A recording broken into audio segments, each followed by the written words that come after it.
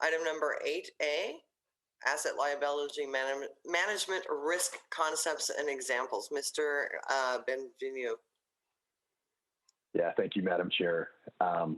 Let's see, I think we can move Don Molds, Scott Tarondo, and Tom Tote back to the attendee area. And we just need to keep Sterling Gunn and Christine with us, Christine Reese with us as they do go back to back on this one.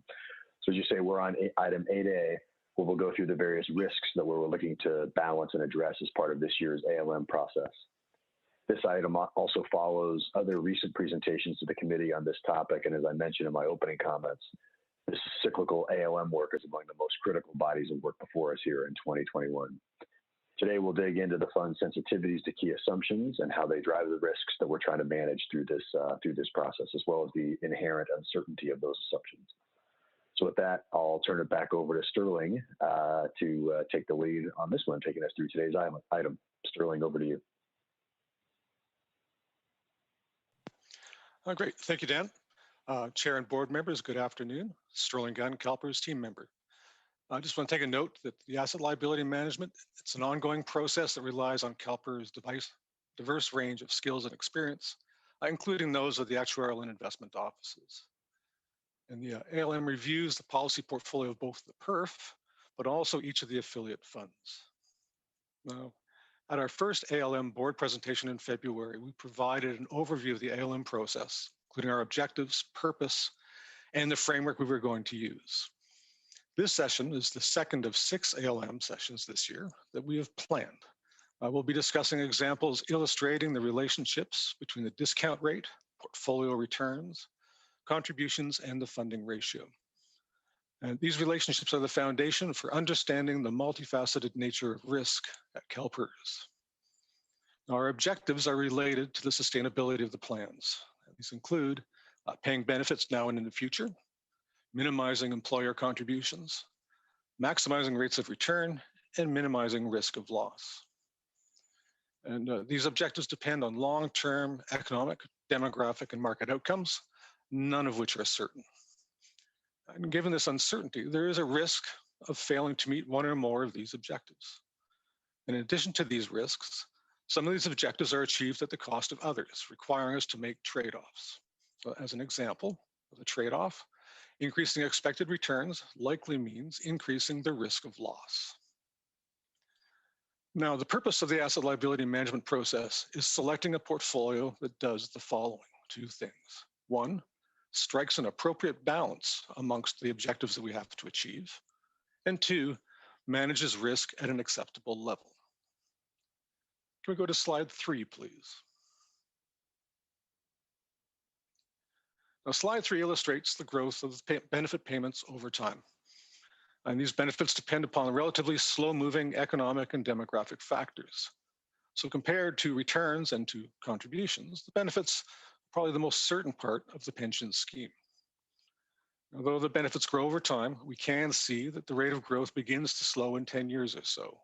This slowing growth rate is a result of the PEPRA changes and contributes to the long-term plan sustainability. Can we go to slide 4, please? Now, this slide has 4 examples illustrating how contributions and funding ratio depend upon both the discount rate and expected returns. And we've used the miscellaneous plan for these examples. Now, there are 2 panels on the left. The top panel plots annual contributions for each of the 4 scenarios. Contributions here are measured in billions of dollars. The second panel plots the annual funded ratio for each of the 4 scenarios.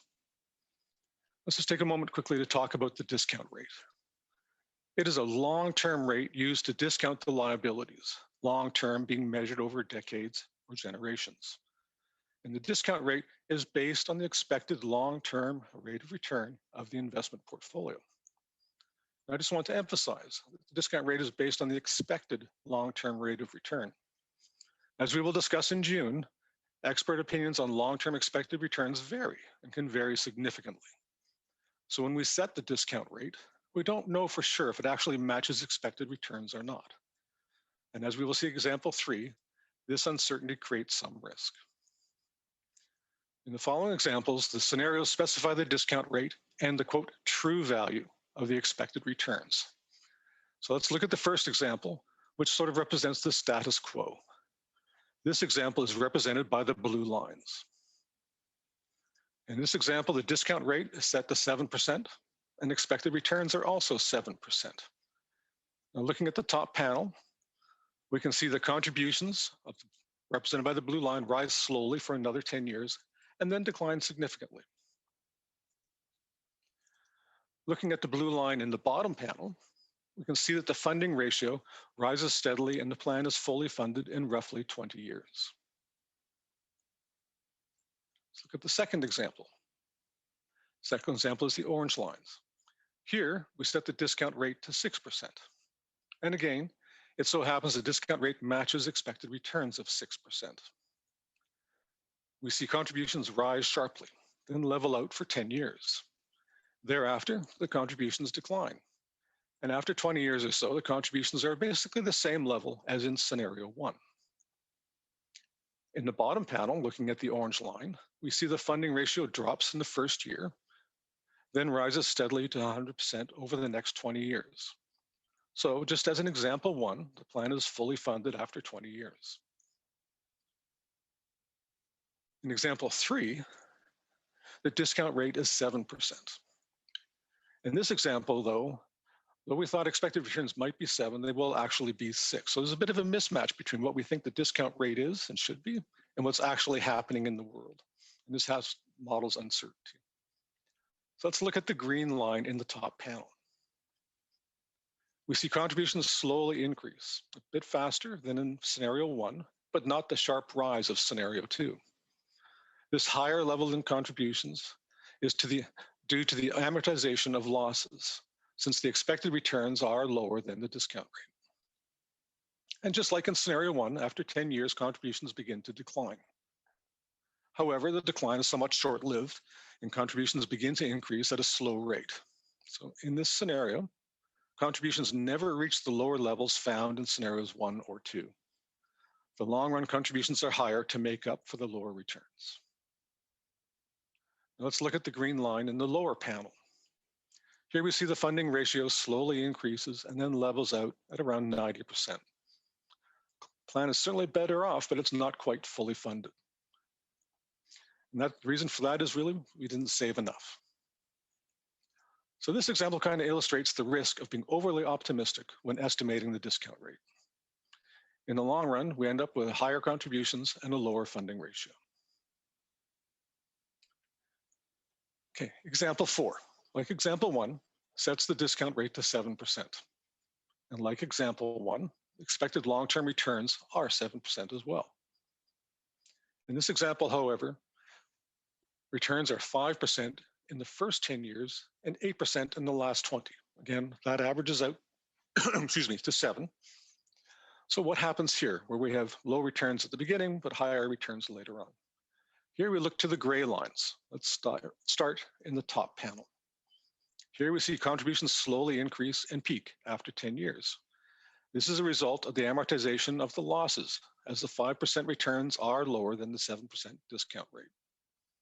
At that point, however, contributions begin to decline and reach levels lower than those of example 2 and 3. And this is in part because now returns of 9% are higher than the discount rate of 7%.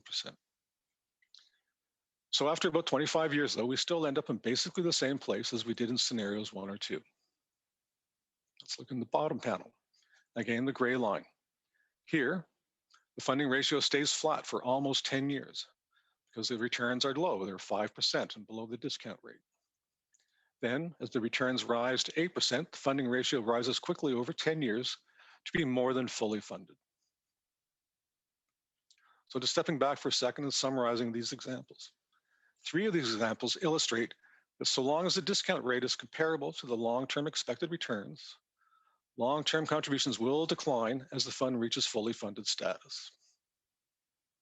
Example 3 illustrates the long-term risks of increasing contributions and not reaching a fully funded status of being optimistic when setting the discount rate.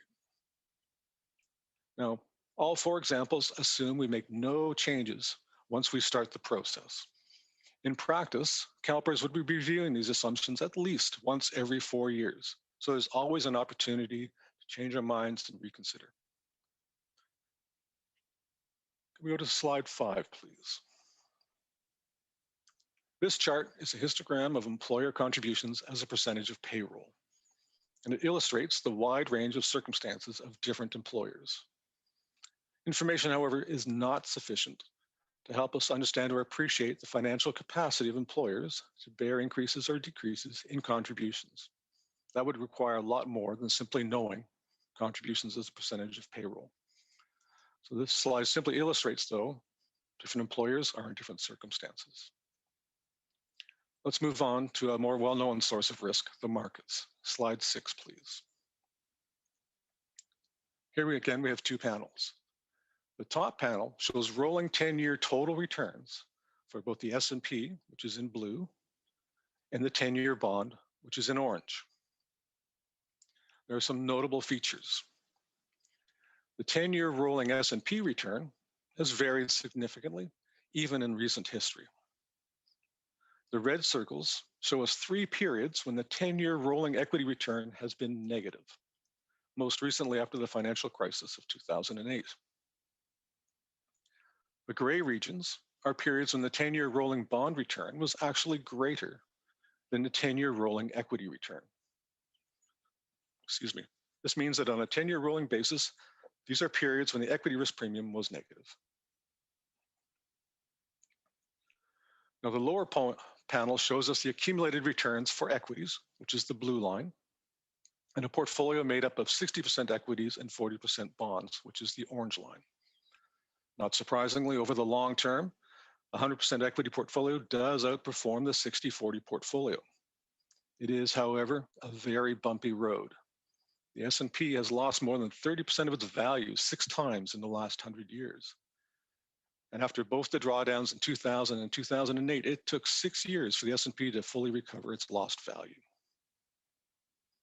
This variability has a significant influence on contributions and the funding ratio. And these exhibits illustrate that even 10 years does not guarantee equity returns will be rewarding or that equities will even outperform bonds. Slide 7, please. This chart illustrates the effect of a significant market downturn on contributions and funding ratio. The stylized returns are similar to those experienced in 2008. In the first year, there is a 25% drawdown. This drawdown is then followed by 16 years of 9% returns, and then 13 years of 7% returns. Again, averaging out to about 7% over the 30 years. Now, for easy reference, the base case, which was our example 1, is plotted in blue, when the discount rate is 7% and the returns are 7% in a constant manner. The funding ratio, which is plotted against the left-hand axis, is the solid blue line for the base case. And the contribution rate, plotted against the right-hand axis, is the dotted blue line. The orange lines are the contribution rate and funding ratio during and after the drawdown. What do we see? Well, we see the contribution rate, the dotted orange line, increases for 5 years. This represents the amortization of the initial losses, since how the 25% was below the discount rate. Then after 5 years, the contribution rate begins to drop as the higher returns now are amortized as gains. After 15 years, the contribution rate hits its minimum value. In addition, the funding ratio, which is the solid orange line, drops to just below 50% in the first year and then steadily rises and reaches 100% in 15 years. So this result is like the results of examples 1, 2, and 4. The amortization of gains and losses will sustain the fund if the discount rate is not excessively higher than the long-term expected returns. Examples have illustrated how the contributions and funding ratio respond to changes in the discount rate and expected returns. Let me summarize the key points here. 1, lower expected returns lead to increased contributions. An increase in contributions may be financially stressful for some employers. Return uncertainty can lead to overestimating long-term expected returns. A discount rate higher than it should be and a contribution rate lower than it should be. Under these circumstances, in the long run, contributions will end up higher than the base case, and the long-term funding ratio will be below 100%. And last, though extreme return fluctuations induce significant increases in short-term contributions, an initial decline in funding ratio, the amortization mechanism restores the plan so long as the discount rate is comparable to long-term expected returns. So our choice of portfolio, which we will be making in November, has direct bearing on managing these risks. And the ALM process will consider these factors when developing our recommendations. Just let me quickly finish by summarizing the remaining ALM timelines. So today we were talking about some of the key factors that we will look at, both when we present information about the portfolios and that will influence our recommendation for portfolios. In June, we will discuss our capital market assumptions. And in July, we will discuss the overall framework and how we use the capital market assumptions to help assess portfolios. In September, we will present the candidate portfolios. And then in November, we will make a recommendation and choose a portfolio. Okay, at this point, I'm finished this presentation and I'm happy to take questions. Thank you. Hold on a second. Let me see. So I'm going to name it out so everybody knows I've got them. I've got Henry, Margaret, and Betty. First is Henry. Thank you, Madam Chair, and thanks, Ms. Gunn, for a very easy to follow presentation. I enjoyed, was able to follow you line by line. Appreciate that. My question goes to page 4 of your presentation, and that's 119 of the iPad. And just looking at the 4 examples, isn't it true that example 3 and 4 are more aligned to reality? Because as we've been looking at our discount rate, we have a discount rate for the first 10 years at whatever that rate is, like 7%, but then we've seen that over time from 10 to 30 years, it tends to drop, or vice versa, for example. So is it, I think the last time the first 10 years was lower than the 7%, and then it was higher in the out years. So could you comment on the in and outs of, and I know this seems to flip-flop because this says the first 5 years is 5% the first 10 years, and then 8% for the last 20 years. So yeah, that's consistent with what Wilshire capital market assumptions are. So in terms of trying to assess which one of these might reflect the real world, is it true that it's going to be something like 3 or 4? No, thank you, Mr. Jones, for your question. At the moment, we're just trying to illustrate sensitivity. In terms of which one's more likely to represent the future, I'm going to guess one where the returns do vary. But in terms of the actual pattern of returns, 4 is probably close, but again, this is a stylized example, but I think most people do see returns being lower in the first 5 or 10 years and then rising to some extent later on.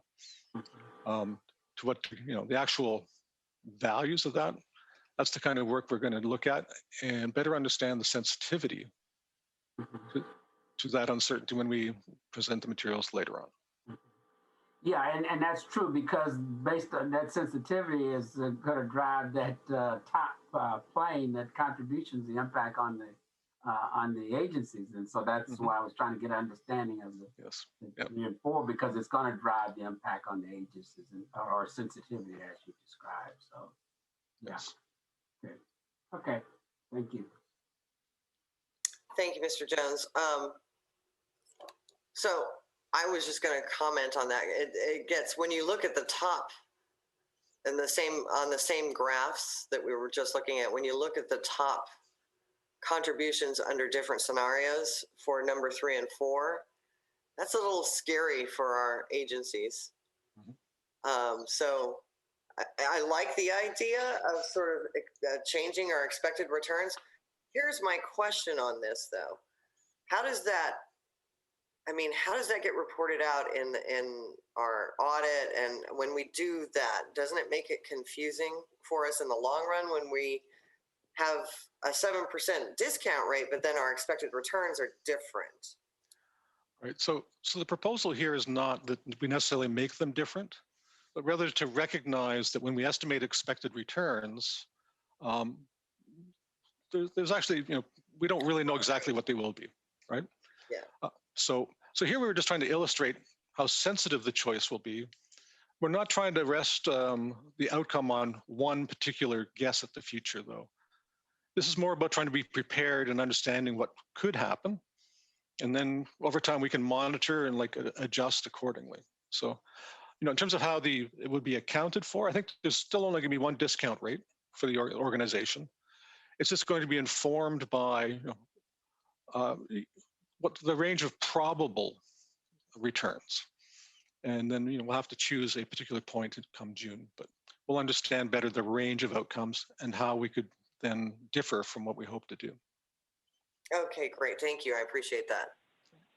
Maybe Ms. Taylor, maybe I can jump in really quickly. I think the only thing I would add is that as Sterling said, we don't know what the future holds in terms of market returns. We'll have our capital market assumptions. One thing we know is that they will be probabilistic guesses, but will very likely be incorrect.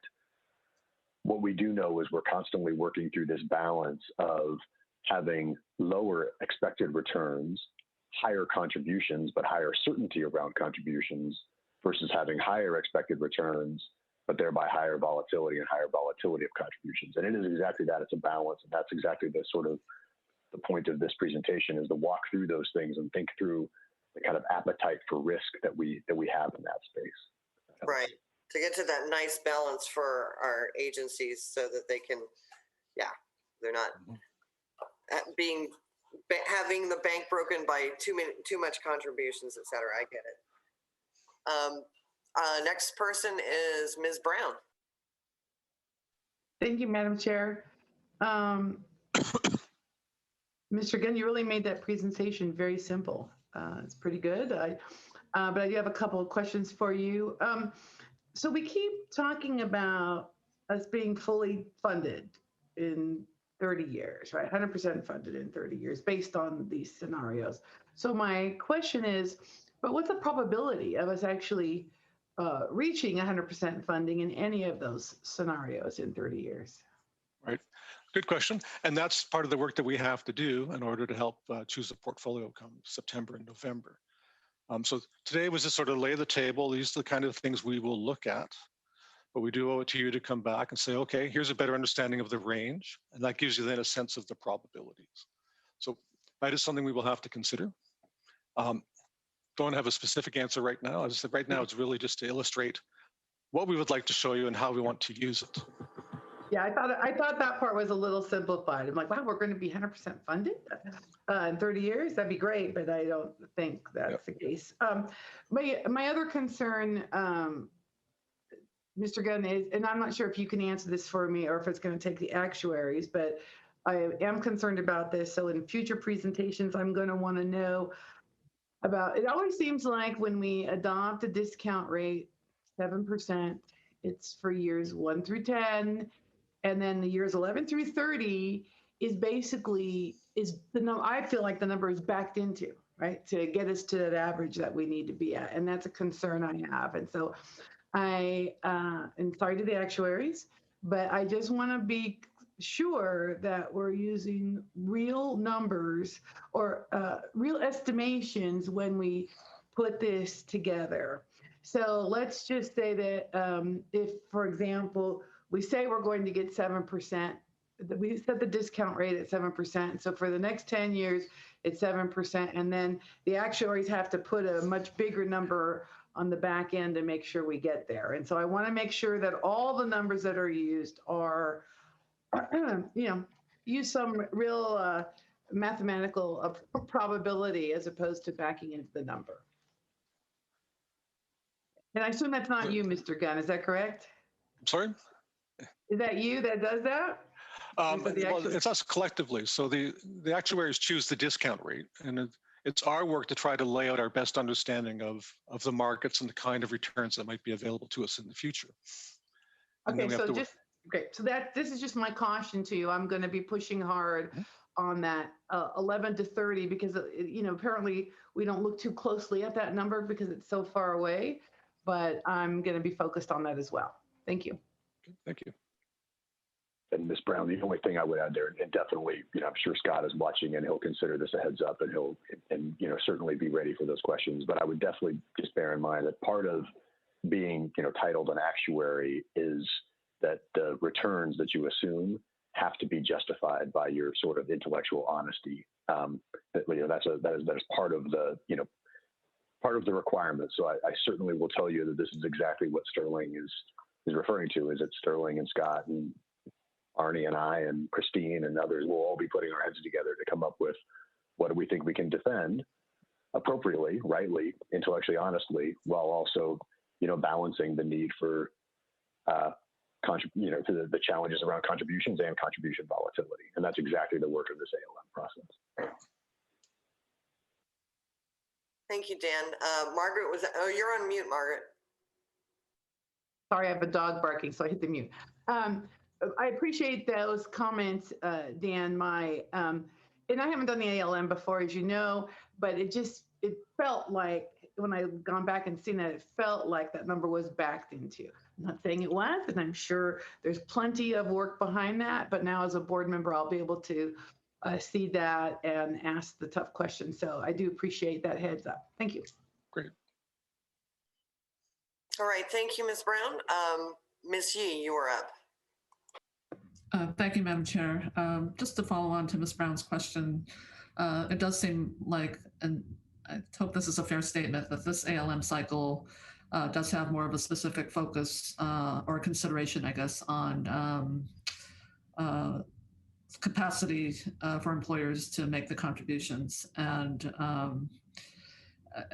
unlike, I guess, the ALM process 4 years ago, where there was definitely more focus on the appropriate discount rate required to meet our funded status. And I guess in that vein, I'm just trying to figure out, with respect to the timeline, are the models that you're going to come forth to us with, I guess, around the September timeframe, right? Is that, will they present then a range of discount rates then? And I only ask that because obviously, discount rates kind of make people nervous. And so it follows on to my second question, and that is, how are we incorporating, I guess, employer and other stakeholder input in the process?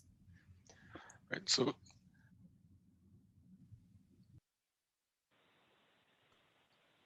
I muted myself accidentally, apologies. On the second point, there are a series of stakeholder meetings where we do hear from the various stakeholders about their concerns. On the mechanics of this, indeed, come September, there will be a choice of portfolios and there will be a choice of discount rates, but that will be associated probably with very different levels of risk, both in the portfolio, but also, as Dan was saying earlier, in the volatility of the contributions as well. Like I said, so 3 or 4 portfolios, very distinct in terms of their risk characteristics and their discount rate. Okay. And do we have any sense of what that range looks like now? Or I wouldn't want to prejudge. I would think at the moment that 7% is probably near the top of the range. Okay. All right. Thank you. And Ms. Yee, to your point, we definitely want to hear stakeholder input. We had the stakeholder event in January. Certainly, one of an item on this in February. The plan is that at every time we get together to have this in front of the committee, certainly today's. In June, we're back with capital market assumptions. This will be a big part of the July offsite. Then September is a whole workshop. It won't actually be part of the sort of standard committee. It is part of investment committee, but it'll be its own workshop where we really have time to dig into some of these candidate portfolios with adoption of the ALM in November. So lots of opportunities for our stakeholders to have input. And we, to your point, we definitely, want and need to hear it. Great. Yeah, and Controller, in addition to the stakeholder meetings that we have regularly scheduled, the monthly and the quarterlies, we've added a quarterly webinar specific to ALM for any, stakeholder, employer, labor, retirees, whoever is interested. Great. I appreciate all of that. Thank you. Thank you, Madam Chair. Thank you, Ms. Yee. Next is Mr. Rublikava, please. Thank you, Madam Chair. Thank you, Mr. Gunn, for this presentation. I particularly appreciate Chart 4 because like you said it, or somebody said it, maybe somebody said it. It speaks to the sensitivity, and I think employers are always worried about. Everybody wants the benefit to be secure, guaranteed, and that's why you're striving for the full funding. But to get there, there has to be all these actuarial assumptions, and I think we have to respect the actuarial principle that in the long run everything's going to work out. And I think one thing that was said is that we can make adjustments accordingly when. Well, I'm getting off. The point is, the assumptions in this scenarios will impact the employer contribution, which of course funding ratio impacts the contribution too. But I know the focus here is something else, but besides the adjustments, we can make according adjustments as we go on. There's also some tools, are they not, for the employer to sort of provide some mitigate the impact on the employer on the contribution rate or mitigation or the rate relief? Is there anything? When will that be discussed? Is that after we've done the asset liabilities set and we're going to other assumptions? I might be jumping ahead of the process. I just want to understand for the employers out there that they care about that, where the impact on their contribution. So when does that happen? And what tools are available, please? I'm not sure if that's a question for you or the actuary office. Thank you. Well, I think the actuarial office can give a more detailed answer, but we use the tools that are available online for employers to develop some of the pieces of work that you saw here today. So there are tools available online so employers can explore what may happen with different choices, different scenarios. Yeah, Mr. Rubalcava, we have the pension outlook tool that was developed by our actuaries that is out in the hands of all of our public employers now. Just released the pools version of that tool. In addition, we have the 115 trust that we put into place for employers who have some money to set aside for future contributions.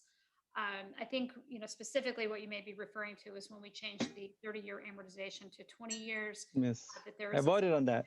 hardship process that if a public employer was really having difficulties with that 20-year amortization, that they could make a request through our finance office to have us do a review to determine whether we could either change their amortization or do some kind of a fresh start. But there are tools that we have available, and we really encourage our public employers to be in contact either through Michael Cohen's office or through Scott Taranto's office. Since we started on this path, let me ask one more question. I know there's a lot of headlines and press out there about whether it's the right time or ever the right time for a pension obligation bond. Does the CalPERS staff ever weigh in on those discussions or give advice to employers who are considering that avenue? We have not taken a formal position on pension obligation bonds. I know that a consultant just recently came out, and this is someone who used to be one of our actuaries, Todd Towser from Siegel. We can make that available to the board. I just got that as a part of this new kind of pension accounting work group that I'm on. Be happy to share that with all of you, but CalPERS has not taken a position on POBs. Thank you, everybody. Since Mr. Rublikava went down that vein, there's the money coming in from the COVID rescue bill. And as I understand it, and correct me if I'm wrong, Dan or Marcy, weren't we getting some of that for CalPERS? Am I wrong about that? Oops, sorry. I don't think we know yet, Ms. Taylor. I mean, I do think there certainly is talk of that in the governor's office and the like around the budget. I do know that, to Marcy's point, we have gotten in some one-off contributions from issues of pension obligation bonds from some of our municipalities. Yeah. But whether part of this most recent $1.9 trillion package will actually come into CalPERS on behalf of the state, I don't think we know that yet. Okay, I thought maybe I read it, but Thank you for correcting me. My next question is from Ms. Middleton and then Mr. Jones. Thank you. And it's really more a comment than a question. We hopefully, as we start to move into summer and into fall, are going to see organizations gathering together in more traditional kinds of meetings. And I think it is incredibly important that our outreach efforts this year to the employer community on the ALM process is very robust and widespread. I'm more than very happy to help in those efforts. League of California Cities currently has their convention planned for Sacramento, September 22 through 24. And we need to get out and meet the employer community where they are as we approach ALM. Thank you.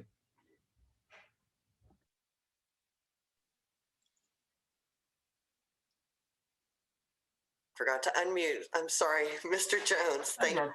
Yeah, thank just a follow up on the discussion around the 1 to 10 and 11 to 30 year capital market assumptions. And so my question is that Wilshire provides their capital market assumptions and they talk about the 1 to 10 and 11 to 30 year numbers to come up with an average. Do we use that data or do we just use it as a guide in terms of coming up with our discount rate? We will use that data along with data from other providers to try to estimate the range of possible outcomes. So we don't ignore anything.